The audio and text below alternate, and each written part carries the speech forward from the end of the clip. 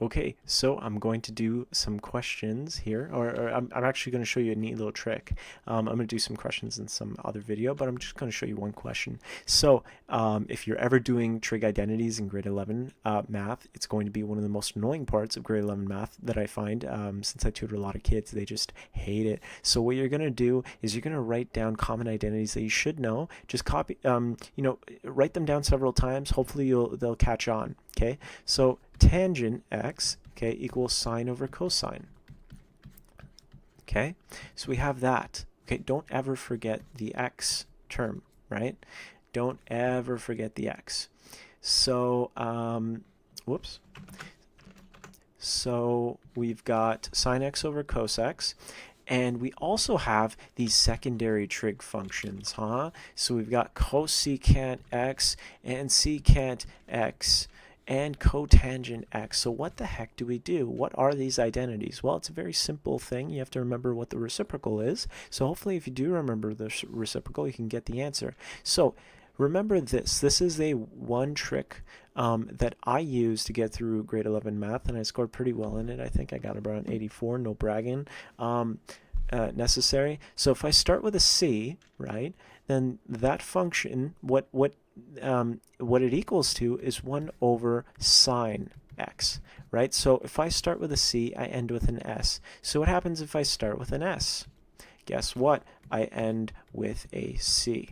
Okay, so that's a little neat little rule. It does not apply, unfortunately, for the cotangent. There's always going to be an anomaly, an outsider, right? So cotangent x equals 1 over tan, right? Since that's all I've got left. So remember that rule. I think it helped a lot.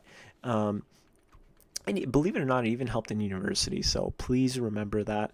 This is the anomaly that you probably have to remember. Another trig identity you have to remember is cosine squared x plus sine squared x equals 1, and you can kind of prove it by example. You plug in x equals 90 degrees. Cosine 90 is 0, sine 90 is 1, sine squared of square of 1 is 1, so you get 1 equal 1. Perfect. Okay, so now let's do an example. So let's do a trig identity. You're asked to prove, okay, that cotangent x divided by cosecant x equals cosine of x. Here's what I do with trig identities. Here's another trick. Anything that has very few terms, I don't touch because there's nothing really that I can do with it. Okay, I mean there is, but it would take a lot more mental gymnastics to do anything with that, to make that look like that. Instead I go this way.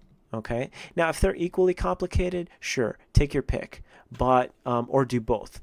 But when it's obvious that one side is very simple, just go with the other side and simplify that. Well, what the heck is cotangent x? Well, we've written down the trig identity, so always write these guys down, okay? And it'll make your life so easy. So cotangent x is 1 over tan x. But wait, I don't know what tan x is. Oh, tan x is this.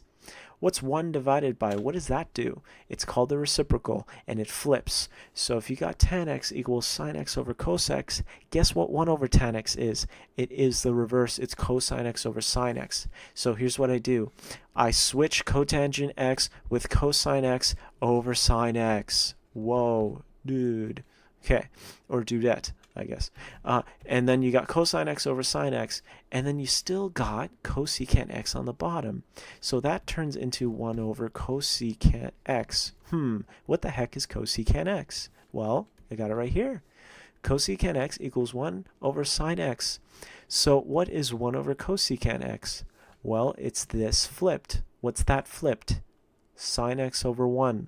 What's 2 over 1? Well, 2 over 1 is 2. 3 over 1 is 3. 4 over 1 is 4. So sine x over 1 is sine x, right? Very simple. So I get sine x. Cool.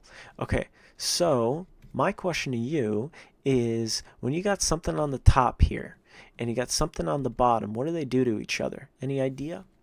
If I had, 4 over 3, 4/3, and I multiplied by 3, what would happen? Well, if you punch it through your calculator, what you'll find is you get 4. And the reason why you get 4 is that these guys kill each other. right?